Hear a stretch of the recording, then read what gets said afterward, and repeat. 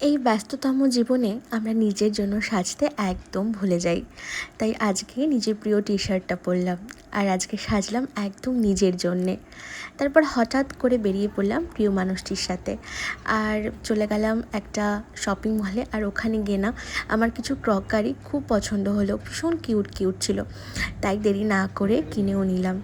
আর জানো তো, আমার মনে হয় জীবনের আসল সৌন্দর্য লুকিয়ে থাকে এই যে ছোট ছোট মুহূর্তগুলো, সেগুলোতে।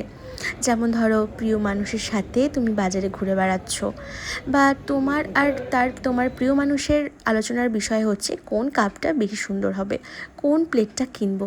সেই আলোচনাগুলো না সত্যিই মধুর হয়। আর তারপর কোনো একটা রেস্টুরেন্টে বসে সারা দিনের গল্প ভাগ করে নেওয়া, আর দুজনে মিলে নতুন সংসার সাজানোর কিছু সুন্দর স্বপ্ন দেখা।